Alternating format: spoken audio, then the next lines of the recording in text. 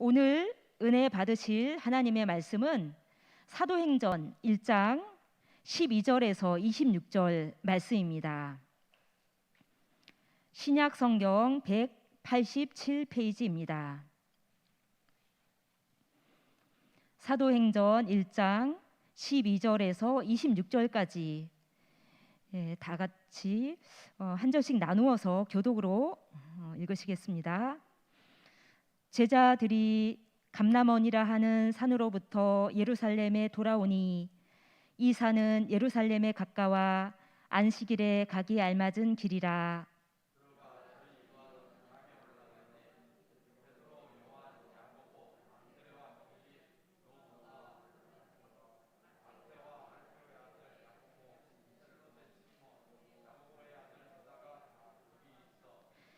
여자들과 예수의 모친 마리아와 예수의 아우들로 더불어 마음을 같이하여 저녁 기도에 힘쓰니라.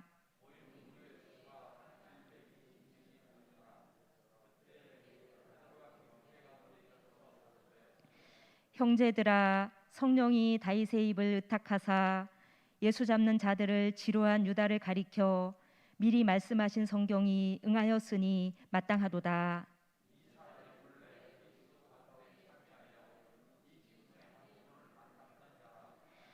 이 사람이 브리에사스로 밭을 사고 후에 몸이 곤두박질하여 배가 터져 창자가 다 흘러나온지라.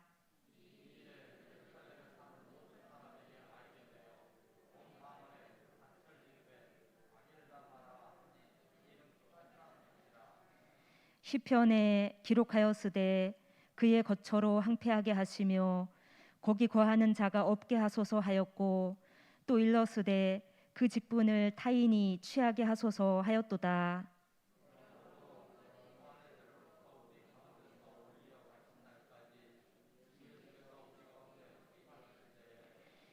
항상 우리와 함께 다니던 사람 중에 하나를 세워 우리로 더불어 예수의 부활하심을 증거할 사람이 되게 하여야 하리라 하거늘.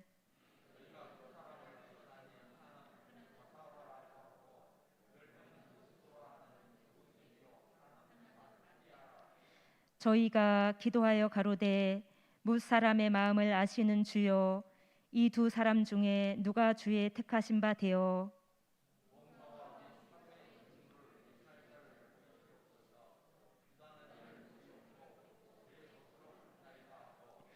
제비 뽑아 마띠아를 얻으니 저가 11 사도의 수에 가입하니라. 아멘.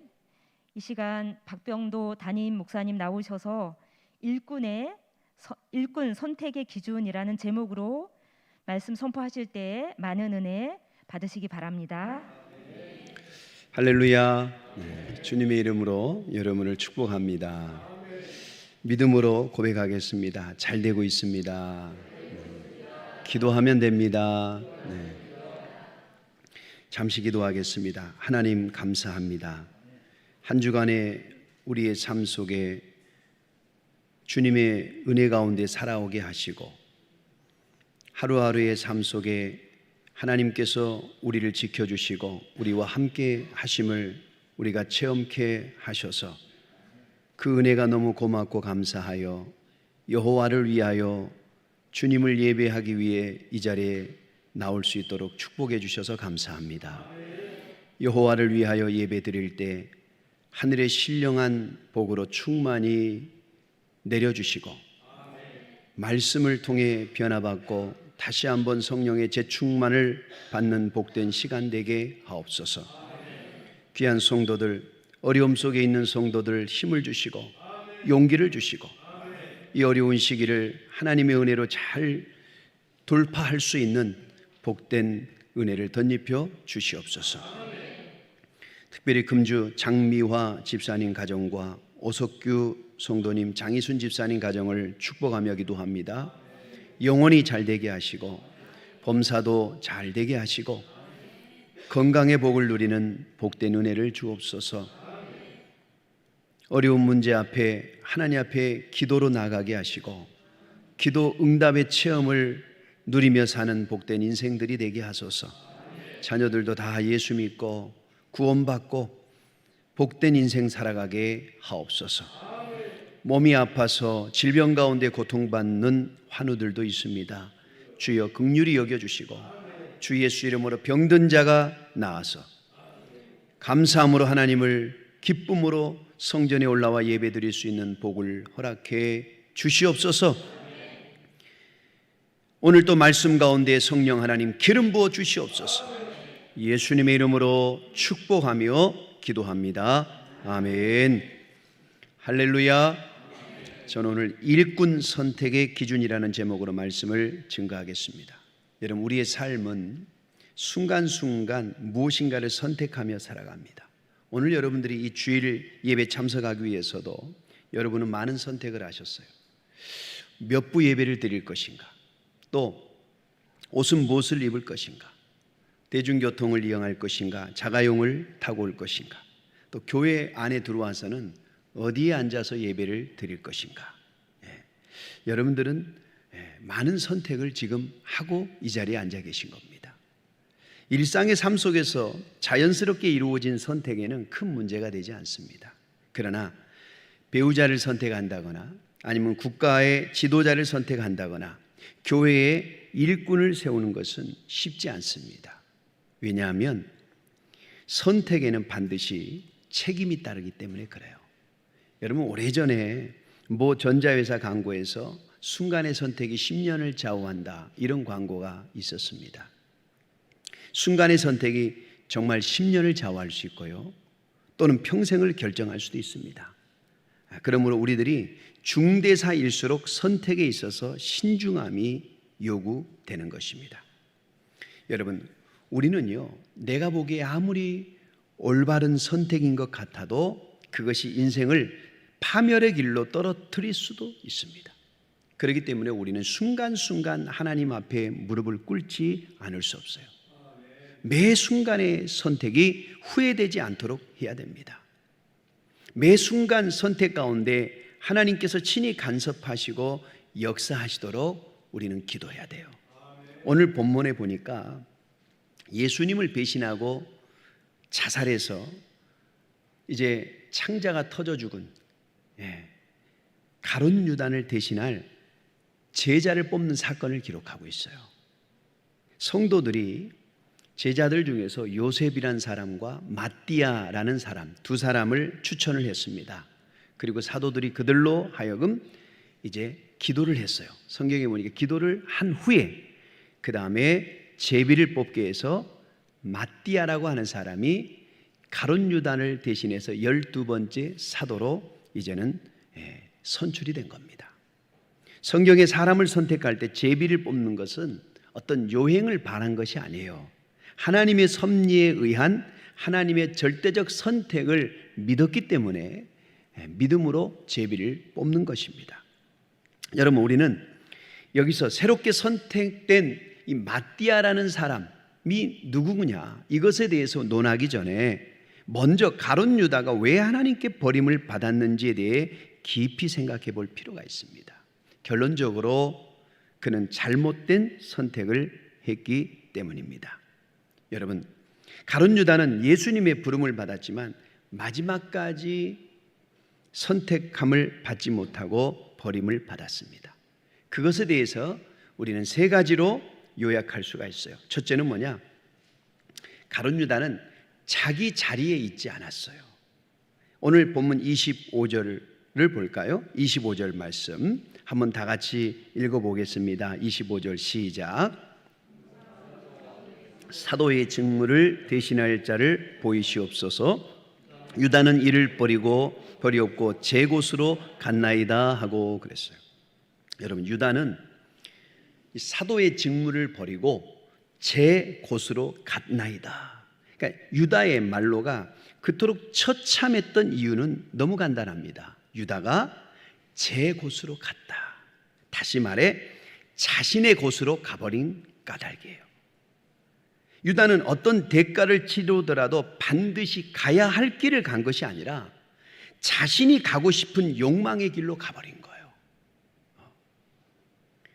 그것은 은 30냥의 스승을 배신하고 진리를 짓밟는 죽음의 길이었습니다. 그리고 그 욕망의 길, 그 욕망의 바다에 자신의 모든 것을 건 유다의 인생은 오늘 성경의 문자 그대로 목매어 죽었어. 창자가 터짐으로 피밭으로 끝나고 말았어요. 자기 욕망을 쫓아 제 곳으로 간 가룟 유다나 주님의 길을 쫓아서 제자의 길을 간 그 제자들이나 겉으로는 별 차이가 없어 보여요. 아니, 당장은 자기가 가고 싶은 곳으로 간 가룟 유다가 훨씬 더 화려해 보여요. 여러분, 그의 주머니 속에는요, 진리의 양심을 판 대가인 은 30냥이 번쩍거리고 있기 때문이죠.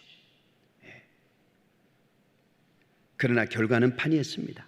제자들이 영원한 사도행전의 주역으로 추앙받은 반면에 피밭을 제 곳으로 삼고 비참하게 생을 마감한 가룟 유다는 인류 가운데 가장 저주받은 인간의 대명사로 추락하고 말았어요. 여러분, 우리가 주님을 믿는다면 현재에만 집착하는 한 우리 역시 가룟 유다의 전철을 밟지 않을 수 없습니다. 오늘 우리가 유다처럼 제 곳으로 간다면 우리의 미래는 유다처럼 끝날 것이고, 반대로 진리를 쫓는다면 우리의 미래는 사도들처럼 사도행전으로 영원히 세워지지 않겠습니까? 여러분, 유다서 1장 6절에 본래 천사였던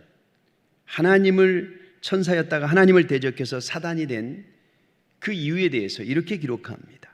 자기 지위를 지키지 아니하고 자기 처소를 떠난 천사들을 큰 날의 심판까지 영원한 결박으로 흑암에 가두셨으며, 여기 보니까 자기 지위를 지키지 않고 자기 처소를 떠난 천사들, 누구지요? 바로 사탄 마귀죠. 천사장이었던 루시퍼가 교만해서 자기의 위치를 지키지 않고 떠나서 하나님을 대적하다가 천상에서 내어 쫓겨 타락한 천사가 되었습니다. 따라서 여러분, 우리는요 항상 주님 곁에 있어야 돼요. 주님을 따라야 해요. 주님과 함께 있어야 돼요. 제 자리를 지키고 있는 것이 얼마나 중요한지 몰라요. 왜냐하면 자기 자리를 이탈했을 때 문제가 생기거든요. 여러분, 예수님이 겟세마네 동산으로 철야기로 가시면서요, 12제자 중에서 특별히 베드로, 야고보, 요한 3명의 제자를 데리고 가셨어요. 그런데 이 세 제자가 예수님은 밤새 정말 땀방울이 핏방울이 되도록 기도하는 동안에 꾸벅꾸벅 졸고 있었어요. 그때 예수님이 제자들에게 뭐라고 얘기했습니까? 너희가 나와 함께 1시 동안도 이렇게 깨어 있을 수 없더냐 그랬어요. 여러분, 이처럼 제자들이 졸고 있었지만 그들은 이탈자나 탈락자가 아니었어요. 왜냐하면 졸지언정 그 자리에는 지키고 있었어요. 그 자리에는 있었어요. 무엇을 의미하는지 아세요? 여러분, 우리가 신앙생활 하다 보면 피곤할 때가 있어요. 영적으로 졸 때가 있잖아요. 나태해질 때도 있어요. 그런데 중요한 게 있어요. 자기 자리 지키면서 조세요. 자기 자리 지키면서 좀 게을러도 돼요. 왜요?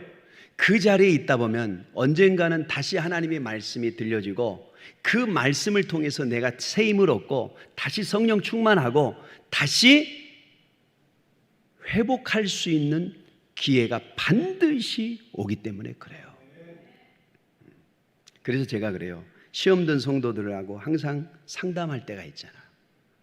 집사님, 항상 링 안에서 싸우세요. 그래요.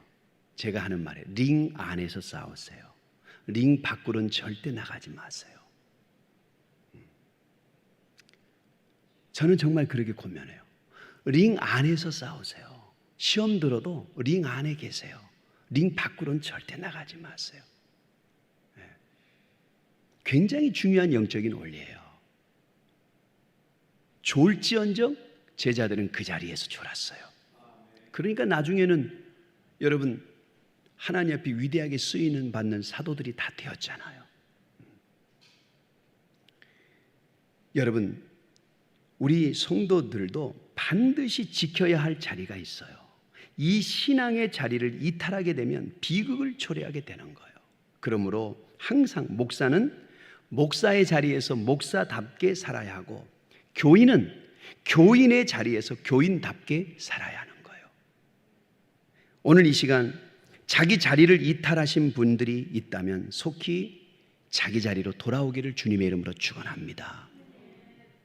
가룟 유다는요, 자기 자리를 이탈해 버렸어요. 두 번째로 과욕 때문에 그랬어요. 여러분, 사람은 욕심 때문에 버림을 받게 되는 거예요. 야고보서 1장 15절에 욕심이 잉태한즉 죄를 낳고 죄가 장성한즉 사망을 낳느니라 그랬거든요. 우리 속담에도 바늘도둑이 소도둑 된다는 말이 있잖아요. 욕심 때문에 생기는 비극은 엄청납니다. 여러분, 가룟 유다와 아간, 구약 성경의 아간 같은 여러분 종류의 사람이에요. 욕심 때문에 비극적 죽임을 당하게 되었어요. 왜냐? 가룟 유다는요, 은 30냥만 가지면 만사가 해결될 것이라고 생각했어요. 그 전에는요, 예수님의 제자들의 돈을 맡았어요. 재정을 관리했어요. 근데 성경에 보니까 조금씩 그 재정에서 도둑질을 했다라고 기록이 돼요. 그 빼먹는 재미가 솔솔했던 거예요.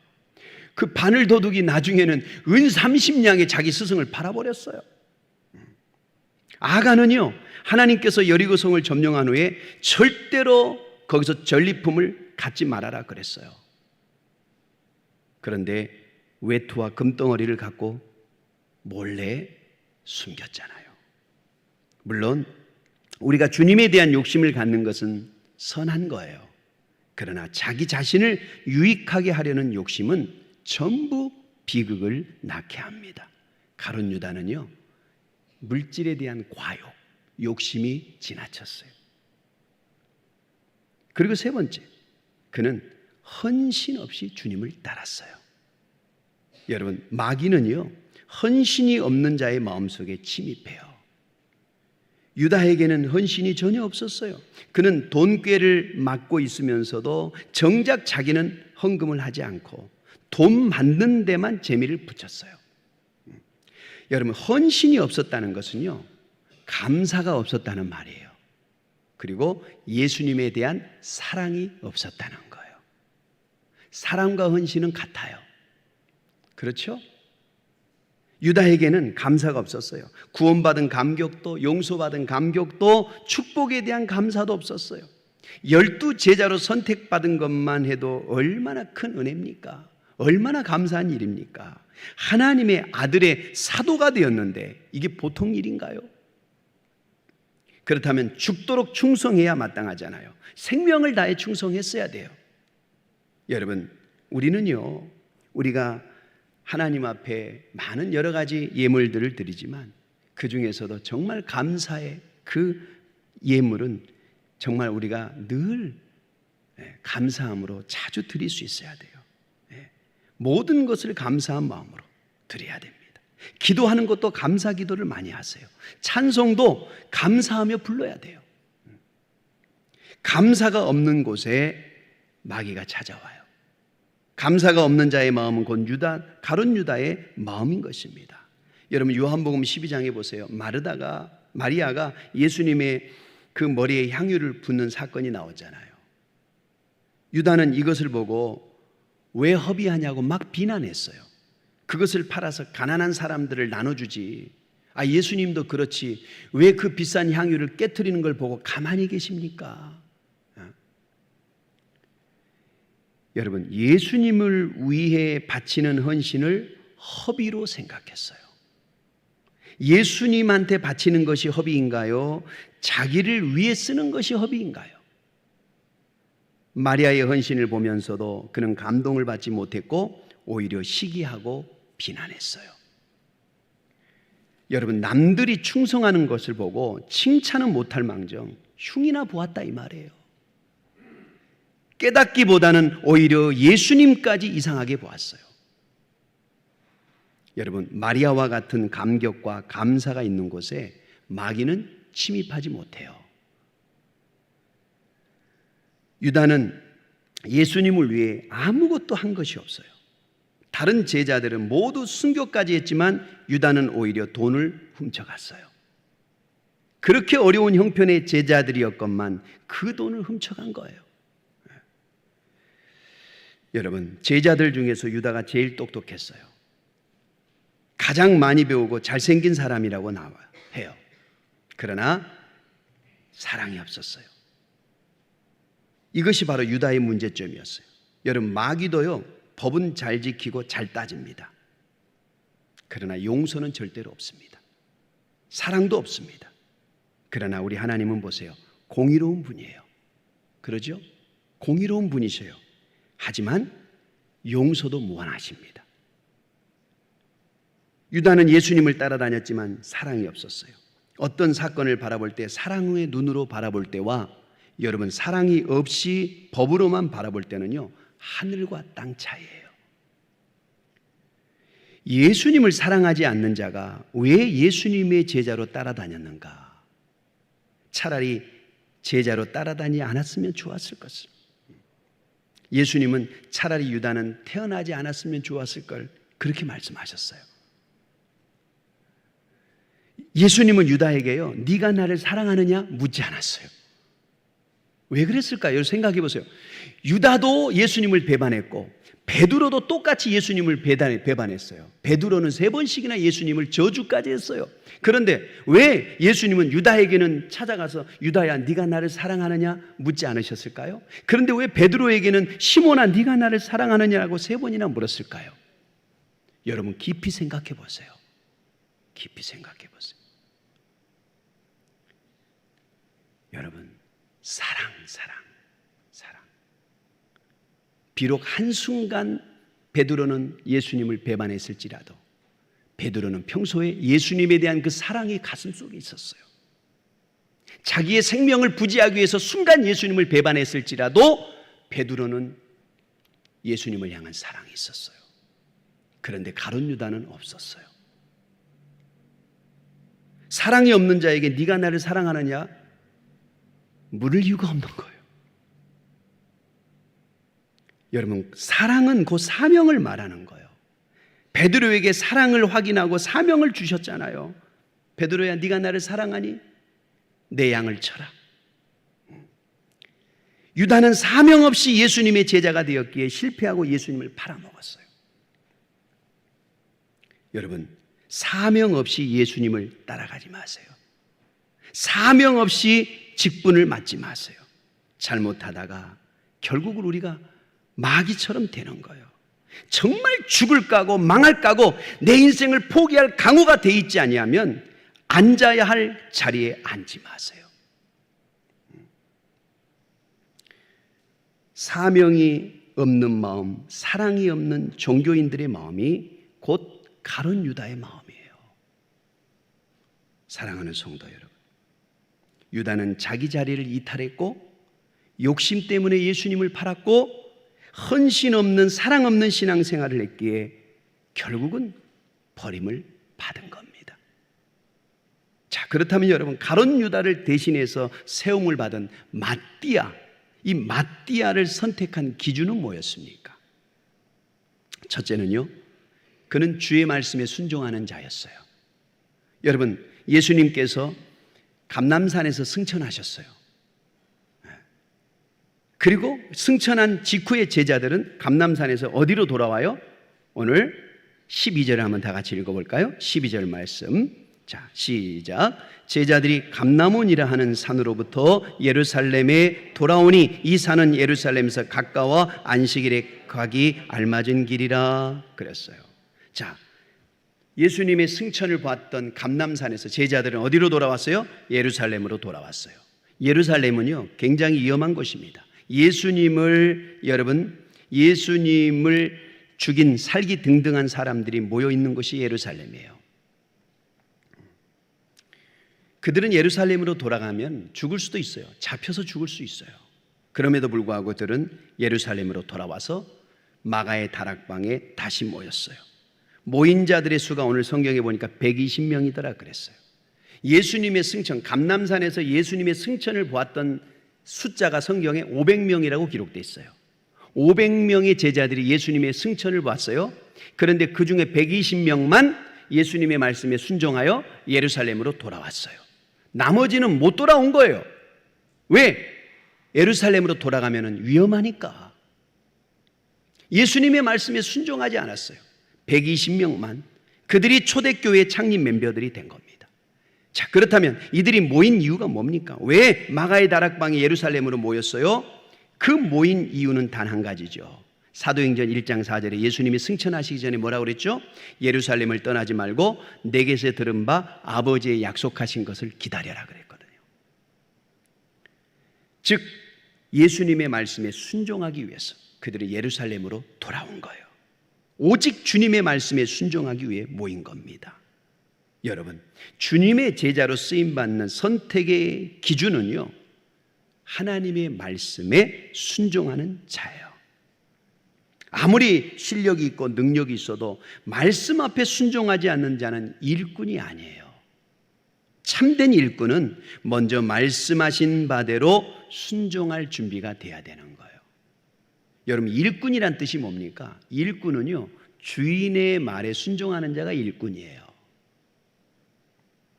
주님이 가라면 가고 오라면 오는 자가 순종하는 자입니다. 자기 경험이나 판단이 중요하지 않아요. 오직 주님께서 뭐라고 말씀하시는지 듣고 따라가는 것이 믿음이에요. 그래서 결국 믿음의 사람은요, 순종의 사람이에요. 그래서 믿음과 순종은 일치해요. 믿음의 사람은 순종의 사람이에요. 주님의 말씀을 따라 순종하면 여러분, 상상하지 못했던 하늘의 기적이 나타나요. 여러분, 베드로를 보세요. 밤새 그물을 던졌지만 물고기 한 마리 못 잡았지요. 예수님이 아침에 베드로야, 깊은 데 가서 그물을 던져라. 자기는 수십 년 동안 잔뼈가 굵은 어부 전문가예요. 예수님은 목수예요. 베드로가 뭐라고 그랬죠? 주의 말씀에 의지하여 그랬어요. 주의 말씀에 의지하여 그물을 던지겠습니다. 참 놀라운 일이 벌어지죠. 그물이 찢어질 정도로 고기가 잡혔다 그랬어요.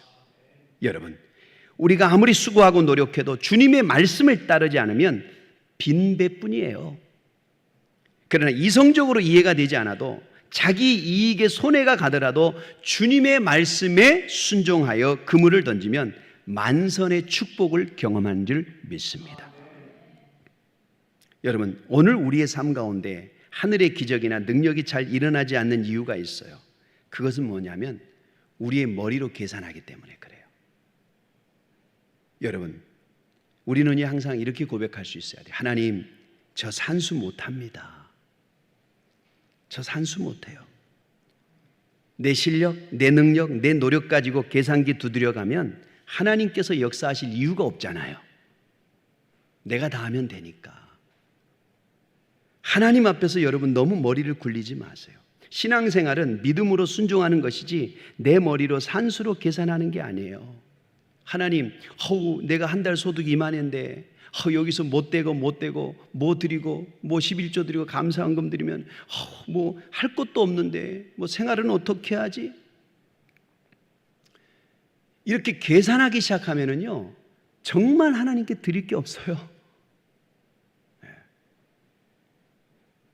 우리는 항상 하나님, 저는 산수 못해요.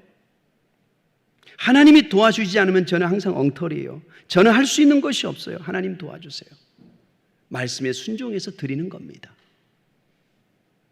여러분, 하나님 앞에서 자신의 무기력함을 깊이 깨닫고 오직 주의 말씀을 의지하고 순종하는 사람이 복 있는 사람이에요. 하늘의 은혜와 축복을 받아 누리는 복된 사람은 바로 그 사람인 거예요. 여러분, 하나님 앞에서 계산하지 마세요. 머리 굴리지 마세요. 두 번째, 마띠아가 사도로 선택된 기준은요, 그는 기도하는 사람이었어요. 여러분, 주의 말씀에 순종하여 감람산에서 예루살렘으로 돌아온 120명의 제자들이 제일 먼저 한 것이 뭐죠? 14절을 읽어볼까요? 14절 말씀, 14절 시작.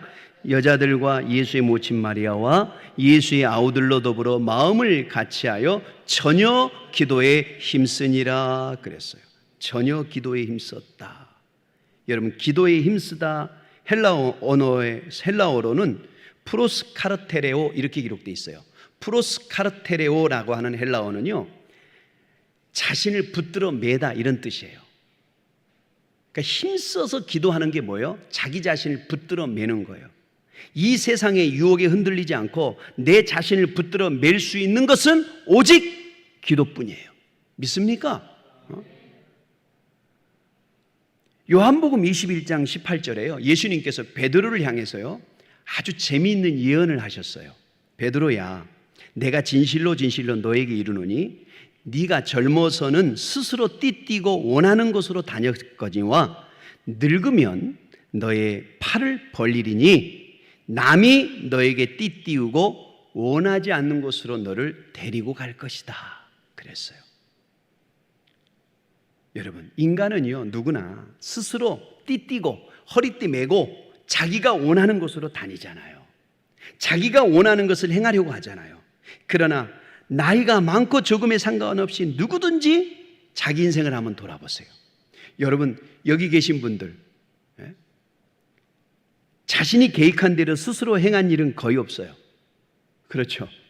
모두 자신의 의도와 상관없이 되어진 일뿐이라는 것을 나이가 들면 깨닫게 돼요. 물론 믿는 사람이라면 그 일들이 모두 주님에 의해 되어진 일이라고 고백을 해요. 여러분, 이 사실을 분명하게 깨달은 사람은요, 주님 앞에 어떻게 돼요? 두 팔을 벌리는 거예요.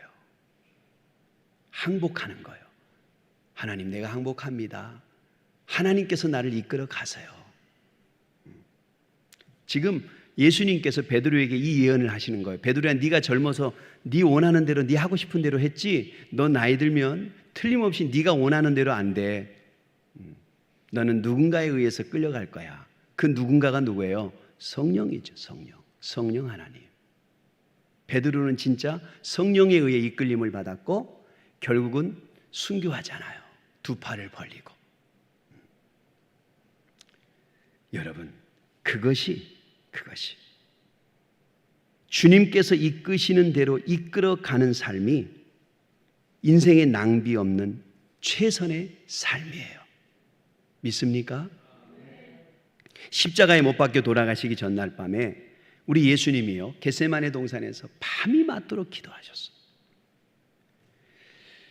주님께서는 당신의 목전에 임박한 그 죽음을 내다보시면서 얼마나 고민하고 슬퍼하셨는지, 그 마음이 얼마나 괴로우셨으면 아예 땅바닥에 엎드린 채 얼굴을 땅에 대고 기도하셨다고 그랬어요. 십자가의 죽음을 피하기 위함이었어요. 그 기도가 얼마나 애절했던지 주님의 얼굴에서 흐르는 땀이 피가 배어날 정도였어요. 그러나 그 기도의 결과로 우리 주님께서 얻으신 응답이 뭐였죠? 십자가의 죽음을 모면키라도 하셨습니까? 아니에요.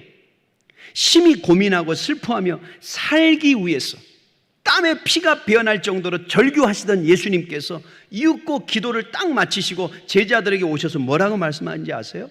보라, 때가 가까웠으니 인자가 죄인의 손에 팔리느니라. 일어나라, 함께 가자. 봐라, 나를 파는 자가 가까이 왔느니라.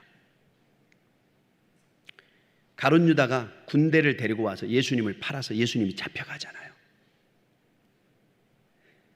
내가 언제 고민하고 슬퍼했느냐는 듯 결연하게 말씀하신 우리 주님은 추워도 흔들림 없이 십자가의 죽음을 향해 발을 내디시는 거예요. 십자가의 죽음을 피하기 위해 절규하시던 우리 예수님께서 기도를 통해 당신의 뜻을, 당신을 십자가의 죽음으로 이끌어 가시는 것임을 확인하셨어요.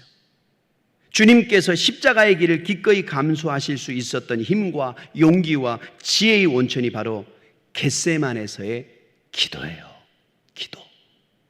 여러분, 우리 주님도 이처럼 기도를 통해 하나님의 이끄심을 바르게 분별하셨는데 하물며 우리 같은 인간이야 두 말에 무엇하겠습니까? 인간이 본능과 욕망을 쫓아 사는 것은 전혀 어렵지 않아요. 죄인의 본성을 탁월한 인간은요, 가만히 내버려둬도 나이에 상관없이 그 길을 마냥 질주합니다. 여러분, 예배를 여러분들이 피하고요, 거짓말 아니라 한 달, 두 달, 3개월만 밖에서 살아보세요. 그 욕망에 하고 싶은 대로 다 하면서 살아요. 그나마 여러분들이 그래도 예배 자리에 올라오셔서 하나님의 말씀을 듣고 회개하고 또 용서를 받고 깨끗이 마음을 청소하고 또 세상에 가서 살고 다시 성전에 올라와서 주의 말씀으로 깨끗이 씻음을 받고 가니까 여러분들이 그나마 이 정도의 삶을 산다는 걸 아셔야 돼요. 주님의 이끄심을 받는 것은 절로 되지 않습니다. 그것은 기도를 통해서만 가능합니다. 기도만이 우리의 욕망과 본능으로부터 우리를 지켜주고 이 세상에서 주님을 쫓는 그리스도인답게 살아갈 힘과 용기와 지혜를 주는 거예요. 믿습니까? 사랑하는 성도 여러분, 일정 시간을 정해놓고 기도하기를 게을리하지 마세요. 기도하되 자기 기도의 내용을 고수함이 아니라 도리어 자기의 그 욕망의 기도의 내용을 버릴 수 있게끔 기도하세요. 우리 주님처럼 스스로 띠띠고 자기가 원하는 곳으로 가기 위해 기도하는 것이 아니라 주님 앞에 두 팔을 벌리고 온전히 주님의 이끄심을 받기 위해 기도하시는 저와 여러분이 되시기를 바라요. 자신의 욕구와 본능의 성취를 위해서 기도하는 것이 아니라 이 혼란한 조국의 현실에서 그리스도인다운 그리스도인으로 살아가기 위해 기도하시기를 바라요. 여러분, 세상은 결코 이 예배당 안에서 새로워지지 않습니다. 세상은요, 예배당 밖에서 기도하며 그리스도인답게 살아가는 그리스도인에 의해 새로워지는 거예요. 그런 사람만이 세상을 새롭게 하는 주님의 도구로 쓰임을 받을 수가 있는 겁니다. 사랑하는 여러분, 지금이야말로 우리가 합심하여 하나님 앞에 간절히 기도해야 할 때잖아요. 나라와 민족을 위해 기도해야 됩니다. 정말 이 나라가 수출이 잘 되어 지속 가능한 경제 성장이 이루어지도록 기도하셔야 돼요. 전쟁 없는 평화가 지속되도록 기도하셔야 돼요. 코로나로 인하여 무너진 조국 교회의 부흥과 회복을 위해 기도하셔야 돼요. 우리 교회가 사도행전의 비전을 품고 계속 날아오르도록 기도하셔야 됩니다. 우리 형제 자매들 가운데 육신의 질고로 고통당하는 자들이 치유될 수 있도록 기도하셔야 됩니다. 기도하지 않는 일꾼은 참된 일꾼이 아니에요. 우리들이 기도하지 않고 하는 모든 일은 다 실패합니다. 기도하지 않고 잘 되는 모든 일은 모래 위에 쌓은 성과 같습니다. 오직 하나님의 나라의 부흥과 교회의 부흥은 기도로부터 시작되는 거예요. 초대교회의 시작과 사도행전의 시작은 오늘 120명의 제자들이 오순절 마가의 다락방에서 합심 기도했기 때문이에요. 여러분, 더욱 기도에 힘쓰는 자들이 되시기를 바랍니다. 특별히 중직분들은 더욱더 기도에 힘쓰셔야 돼요. 재직들과 교사들, 목자들은 더 열심히 기도하셔야 돼요. 기도하지 않고 사역하면 자신의 혈기가 나와요. 자기의 욕망이 나오고 자기의 교만이 나타나요. 그러므로 우리는 더욱 간절히 기도해야 됩니다. 쉬지 말고 기도하라는 주님의 명령을 쫓아 항상 기도에 깨어있는 저와 여러분이 되시기를 주님의 이름으로 축원합니다. 그래요. 마지막으로 마띠아가 사도로 선출된 세 번째 이유는요, 주님 앞에 헌신하던 자였어요. 여러분, 오늘 마띠아를 선택함에 있어서 베드로가 제시한 기준이 21절에 기록이 되어 있거든요. 한번 읽어볼까요? 21절. 자, 시작. 이러함으로 요한의 세례로부터 우리 가운데서 올리어 가신 날까지 주 예수께서 우리 가운데 출입하실 때에 22절 항상 우리와 함께 다니던 사람 중에 하나를 세워 우리로 더불어 예수의 부활하심을 증거할 사람이 되게 하여야 하리라 하거늘 그랬어요. 자, 여러분 보세요. 여기요, 요한의 세례로부터, 예수님이 세례 요한을 통해서 세례를 받으신 이후부터 공생애가 시작되잖아요. 그리고 우리 가운데 올리어 가신 날, 승천하신 날, 한마디로 이 주님의 공생의 초기부터 시작해서 마지막 순간까지 주님의 공생의 전 기간을 의미해요. 그 공생의 기간 내내 예수님과 항상 항상이라는 단어가 붙었어요. 항상 함께 다닌 사람이 사도로 보선될 수 있는 자격을 갖춘 것이다.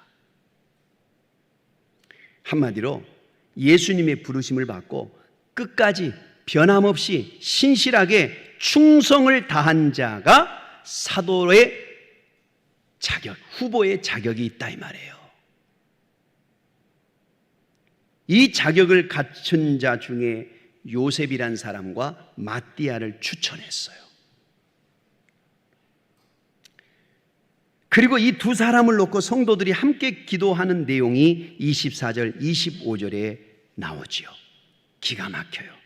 여러분 24절, 25절 한번 읽어보겠습니다. 시작. 저희가 기도하여 가로되 뭇 사람의 마음을 아시는 주여, 이 두 사람 중 누가 주의 택하신 바 되어 봉사와 및 사도의 직무를 대신할 자를 보이시옵소서. 유다는 이를 버리옵고 제 곳으로 갔나이다 하고 그랬어요. 여러분 헬라어 언어를 보니까 이 직무, 봉사와 사도의 직무를 대신할 자 그랬잖아요. 이 직무라고 번역된 헬라어 언어는 포토스, 이것은 장소를 가리켜요. 포토스는 곳, 어떤 장소. 그리고 대신하다라고 번역된 람바노, 헬라어 람바노는 취하다라는 뜻이에요. 취하다. 한마디로 이 구절을 헬라어 원문에 가깝게 번역을 하면 이렇습니다. 이 두 사람 중에 누가 주의 택하신 바 되어 봉사와 사도됨의 곳을 취할지를 보이시옵소서 그랬어요. 한마디로 오늘 본문은 사도된다는 것을 봉사의 곳, 사도의 곳을 취하는 것으로 표현했다 이 말입니다. 왠지 아세요? 가룟 유다가 제 곳으로 간 것과 대비하기 위함이었어요. 가룟 유다는 제 곳으로 갔잖아요. 그런데 사도될 사람은 봉사의 곳으로 가야 된다 이거예요. 이해가 되셨습니까? 가룟 유다가 자기 집착에 사로잡혀, 자기 욕심에 사로잡혀 자기 자리를 이탈해서 자기 곳으로 간 것과 갔다가 비참한 말로를 맞았다면, 예수님의 사도로 선출된 제자의 자격은 자기 욕망을 극복하고 봉사의 곳으로 찾아간 사람이어야 된다 이 말이에요. 여러분, 날마다 봉사의 곳을 향하는 주님의 제자들이 되시길 주님의 이름으로 축원합니다. 그 끝이 자기 파멸일 수밖에 없는 제 곳으로 질주하는 인생 행로를 바꾸어서 봉사의 곳으로 향하는 여러분 되시기를 주님의 이름으로 축원합니다. 비록 우리 주머니는 비어있다 해도 주님으로 인해 우리에게도 줄 것이 엄청나게 많음을, 우리의 나이에 상관없이 주님 안에서 언제나 누군가를 위해 봉사할 수 있음을, 우리의 삶에서 매일 확인하는 기쁨을 누리고 사는 저와 여러분이 되시기를 주님의 이름으로 축원합니다. 예수님의 제자가 될 조건은 뭐예요? 봉사하는 곳을 늘 찾아가는 사람이에요. 봉사하는 곳을. 자기가 원하는 곳을 가는 사람이 아니라 늘 주님을 위해 봉사하는 곳을 찾아가는 사람이 주님의 신실한 제자가 될 수가 있는 거예요. 그리고 마지막이 뭡니까? 부활의 증인이 되어야 될 것이다 그랬어요. 부활의 증인. 우리가 궁극적으로 주님의 약속의 말씀을 붙잡고 순종하며 기도하는 이유가 뭡니까? 부활의 증인으로 살아가기 위함 아니겠습니까? 주님의 일꾼을 세우는 선택의 기준과 우리의 기준은 분명히 달라요. 세상의 일꾼은 자기 유익을 위해 구해요. 그러나 주님의 일꾼은 예수 그리스도의 부활을 증언하는 생명을 살리는 자가 되기 위함이에요. 사랑하는 성도 여러분, 말씀을 맺겠습니다.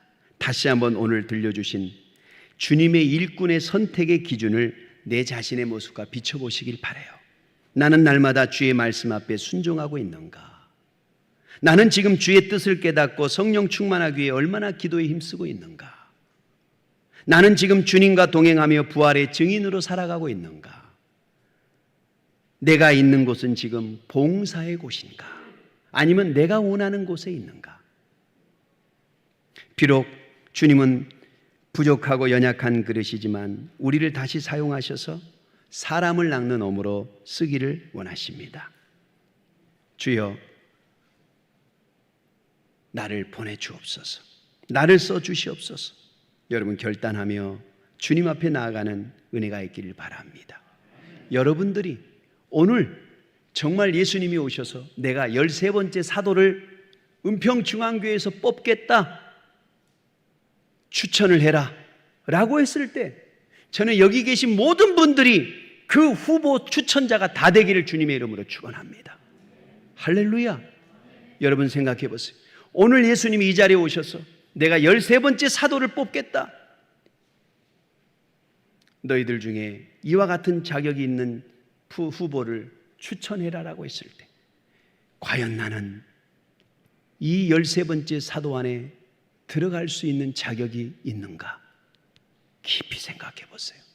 그리고 여러분들이 이 13번째 사도의 자격을 갖추며 앞으로 지금부터라도 살아가는 귀한 삶을 사시길 주님의 이름으로 축원합니다. 할렐루야.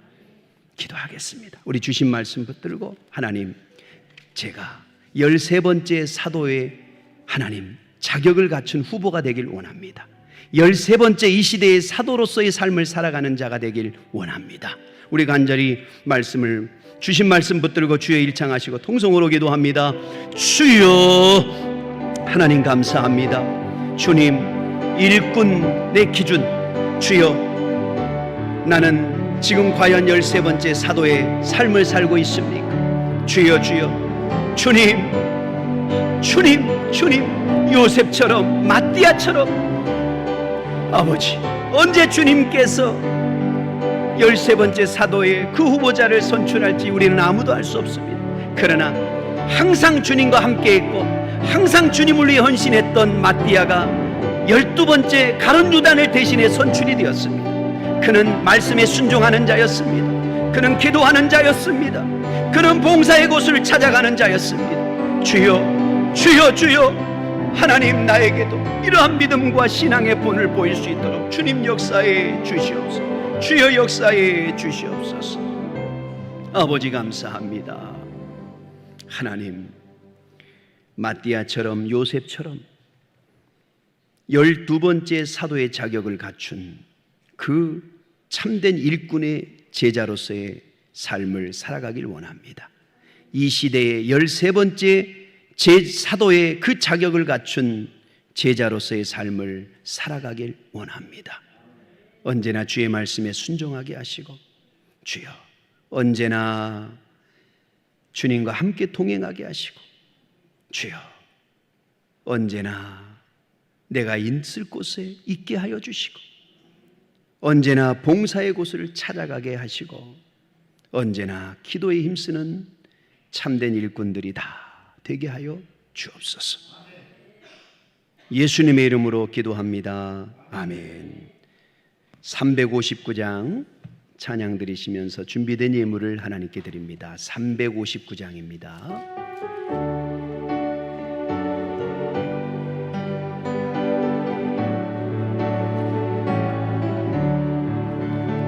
예수가 함께 계시니 시험이 오나 겁없네. 기쁨의 근원 되시는 예수를 위해 삽시다. 날마다 주를 섬기며 언제나 주를 기리고 그 사랑 안에 살면서 딴 길로 가지 맙시다. 이 세상 사는 동안에 주 이름 증거하면서 무한한 복락 주시는 예수를 위해 삽시다. 날마다 주를 섬기며 언제나 주를 기리고 그 사랑 안에 살면서 딴 길로 가지 맙시다. 이 세상 친구 없어도 예수는 나의 친구니 불의한 일을 버리고 예수를 위해 삽시다. 날마다 주를 섬기며 언제나 주를 기리고 그 사랑 안에 살면서 딴 길로 가지 맙시다. 화나실 때 잘했다 칭찬하리니 이러한 상급 받도록 예수를 위해 삽시다. 날마다 주를 섬기며 언제나 주를 기리고 그 사랑 안에 살면서 딴 길로 가지 맙시다.